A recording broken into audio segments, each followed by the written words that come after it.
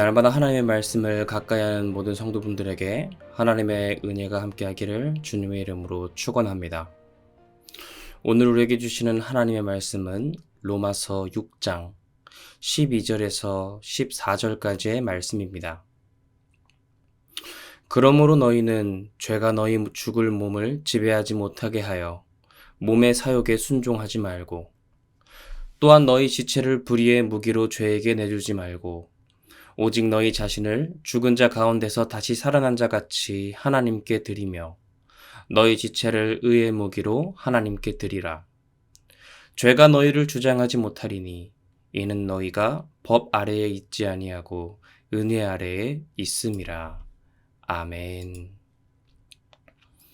지난 시간 우리는 죄로부터 자유한 그리스도인에 대해서 함께 나누었습니다. 이 6장은 크게 두 단락으로 구분되는데요. 첫째 단락은 지난 시간까지 함께 나눈 그리스도인의 신분 변화입니다. 믿는 자가 세례를 받음으로 그리스도와 함께 죽고 그분과 함께 새 생명을 얻는다는 것은 바로 우리의 신분이 변화되었음을 의미합니다. 즉, 우리가 하나님의 은혜로 의로운 자로 여김받아 예수 그리스도 안에서 세례받고 거듭나게 되어 구원받은 존재가 되었다는 것이 이 6장의 바로 첫째 단락이죠.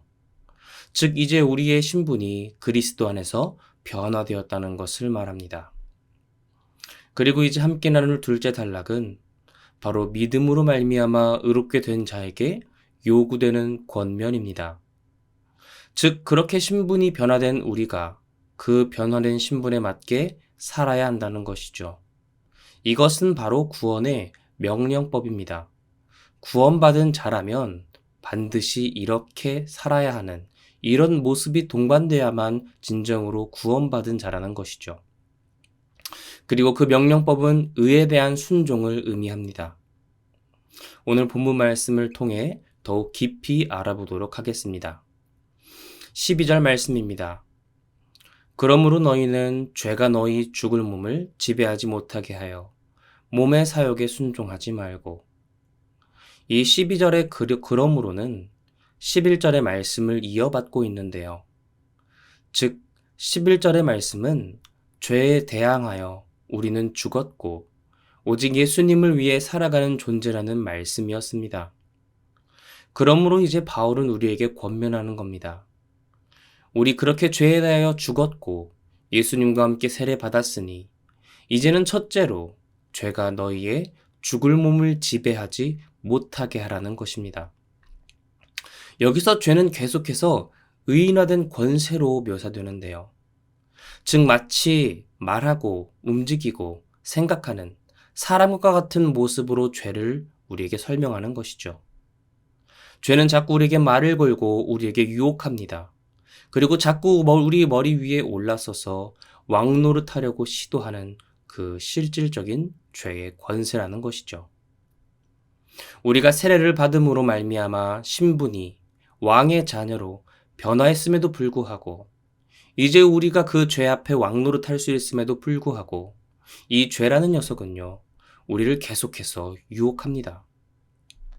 그리스도인이 되고서도 죄를 이기지 못하고 남에게 상처 주고 힘들게 하고 어렵게 만드는 그런 사람들이 있는데요.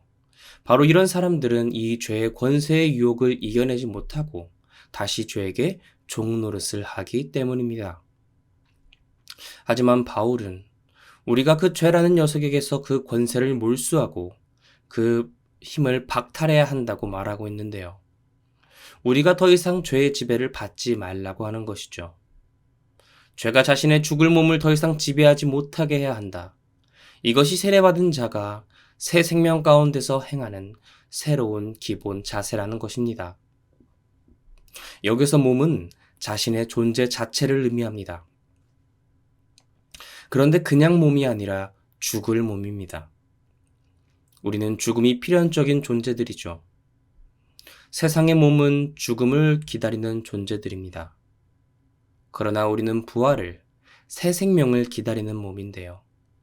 우리는 세상 사람들과 마찬가지로 죽음을 기다리기만 하는 것이 아니라 부활할 몸을 미리 맛보고 누리는 몸입니다.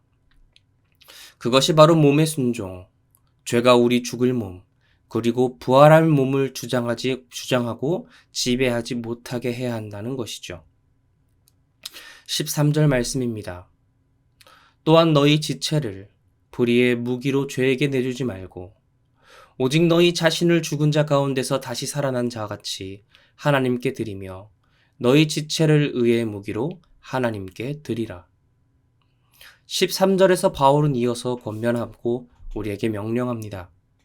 그 형식은 누구에게 드리지 말고 누구에게 드리라는 건데요. 여기서 드리다는 의롭게 사는 삶의 시작이 되는 출발점입니다.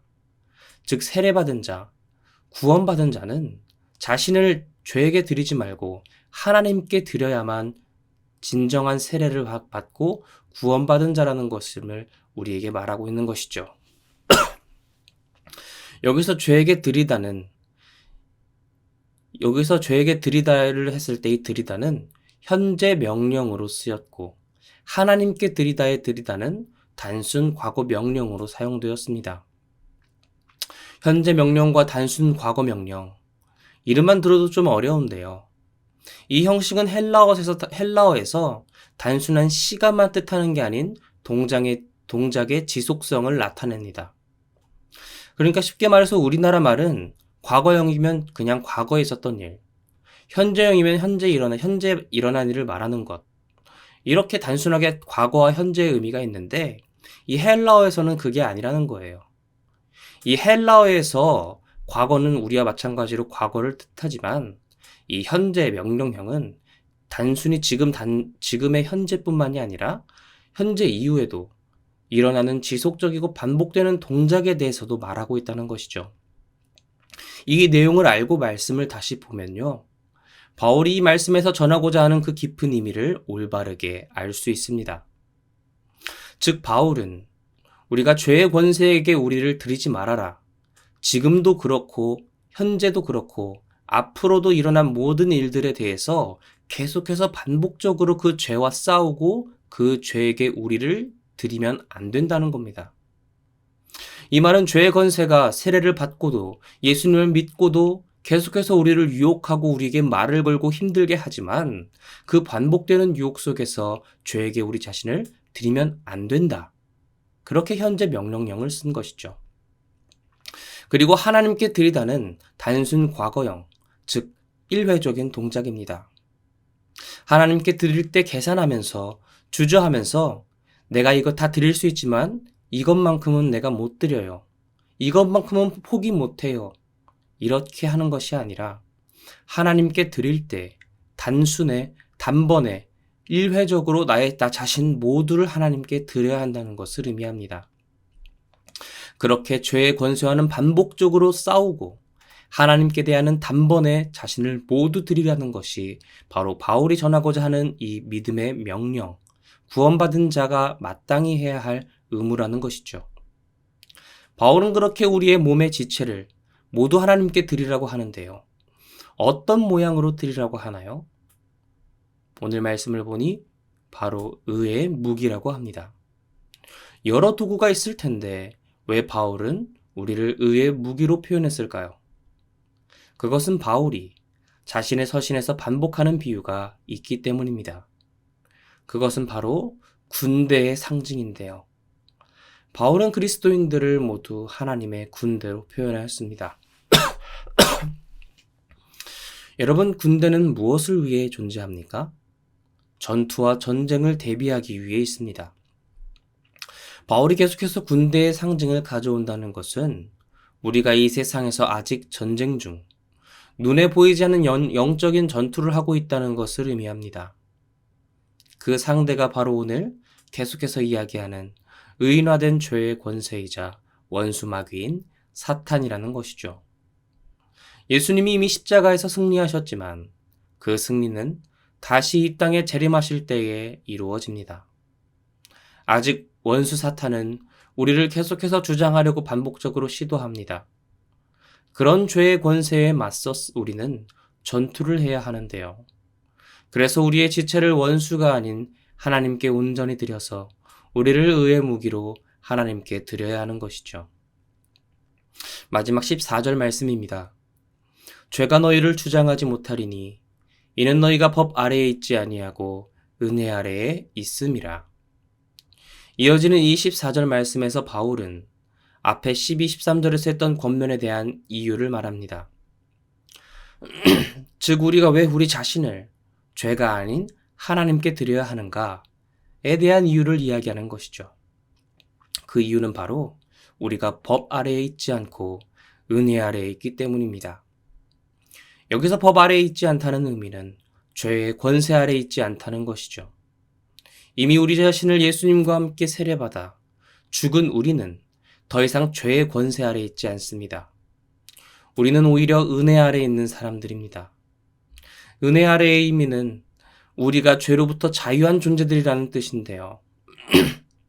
바울은 우리가 자유한 존재임을 전하는데 우리가 이전에 구속된 존재인 이유는 무엇이었을까요? 그것은 바로 우리의 왕이 죄의 권세, 죄였기 때문입니다.